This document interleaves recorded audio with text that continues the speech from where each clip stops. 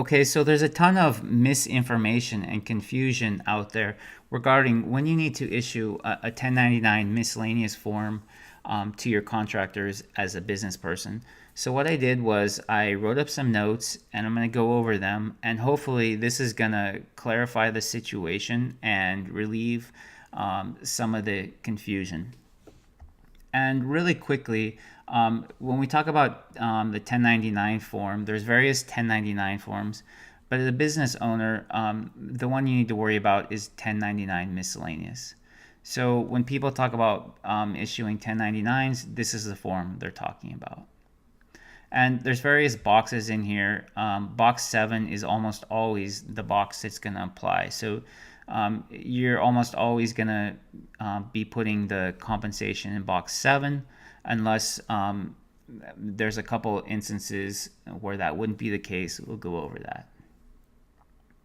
Okay, so that form is due to the IRS, to the contractor, and also to many state governments by January 31st of every year. So the January 31st is the deadline you need to know about.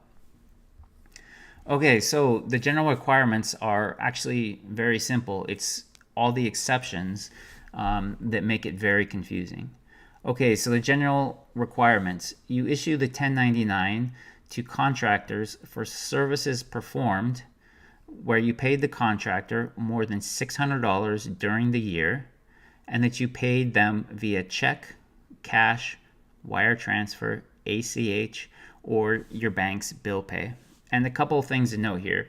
Notice that the language is contractors. It's not individuals. There's a misconception that you're only going to issue the 1099 to individuals, and that's not necessarily the case. Another thing is this $600 is total payments. It's not per payment. So that's important to understand. It's total payments made during the year. Okay, those are the general rules. And then, of course, we have all these exceptions, and this is what makes it confusing. You don't issue a 1099 if the following circumstances apply. The payment to the contractor was for personal use. So if you have a handyman come to your house to do various work, you're not going to issue them a 1099 because that's personal use. It's not business use. You're only going to do it if it relates to your business. You also don't issue a 1099 to employees. By employees, I mean people that are run through your payroll software, and there's payroll taxes taken out from their paycheck, etc. Employees receive W-2s, so that's something to understand. Okay, you also don't issue the 1099 if the payment was for merchandise. It's only for services. You don't issue it if you paid with credit card, if you paid with basically any type of card. If somehow you paid through a gift card, which is probably not going to apply, but if you paid credit card or debit card, you don't need to issue the 1099. So if you don't want to worry about issuing the 1099, always pay with credit card or debit card, assuming the contractor will accept those payments. A lot of times they only want cash or check. Okay, so also if you paid the contractor through a payment processor, big examples are going to be PayPal or Stripe, but of course there's others. If you paid them through a payment processor, you don't issue the 1099. In those instances, the issuance of the 1099 obligation shifts to PayPal or Stripe. And there's what's called a 1099-K that PayPal is going to issue to the contractor. I'll explain that later. Okay, so also you don't issue the 1099 if the contractor is taxed as a corporation or an S corporation, including LLCs taxed as S corporations. So an obvious question is going to be how do I know if the contractor is a corporation or an S corporation? or an LLC taxed as an S corporation. Okay, the way you find out is you send them a W-9. The W-9 is a form that they fill out, and that's going to tell you what their entity type is. So as a best practice, anytime you're dealing with a contractor, you want to send them a W-9 to get this information. Otherwise, you're not going to know. Okay, so those are some of the general exceptions. Another exception is lawyers and law firms. Evidently, the IRS doesn't trust lawyers, so lawyers always receive 1099s, assuming it's above $600, even if they're an S corp or a corporation. They're an exception.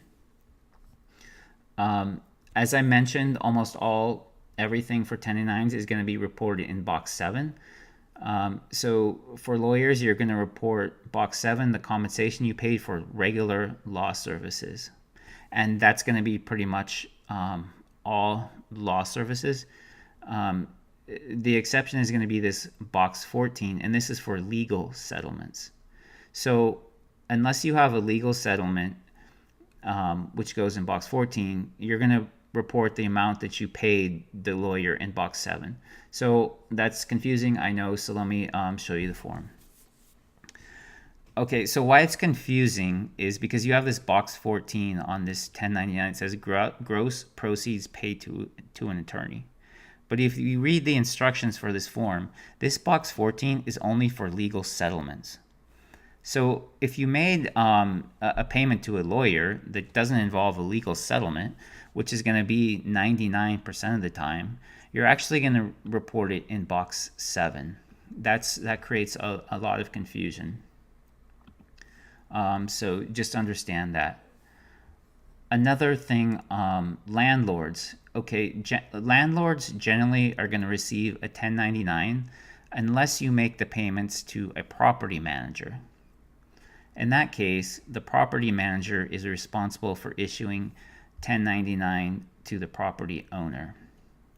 And this is another instance where you're going to say, well, how do I know if they're the property manager? How do I know if they're the property owner? Well, you can ask them, but what you really want to do is send them a W-9, ask them to complete the W-9, and that's going to give you some of the information that you need. Okay, so the payments made to landlords go in box 1. So if we go back to the form, it's for rents. So almost all instances, as I mentioned many times, almost everything is going to go in box 7. The exception would be rents or legal settlements. Most of these other things, really aren't going to apply. They're going to apply very rarely. Okay, so as I mentioned above, for like PayPal and Stripe and other settlement providers, they actually issue 1099Ks. So if you have a contractor as an accountant, this has happened to me with my clients many times. The contractor will ask me, well, why didn't you issue me a 1099? And the reason why is because in many instances, because they were paid via PayPal. And when that happens, the 1099 issuance obligation shifts from you to PayPal. And PayPal issues what's called a 1099K. So you might want to explain to the contractor, I paid you through PayPal, and PayPal is responsible for issuing you the 1099. And they're only going to issue you the 1099K if you were paid more than $20,000 and you received more than 200 payments from your clients. So those are the basic requirements for 1099 issuance. Hopefully this clarifies the situation for you, and you don't have as much confusion. As always, if you need accounting help or you need help with QuickBooks Online, go ahead and send me an email. I would be happy to help. Thanks.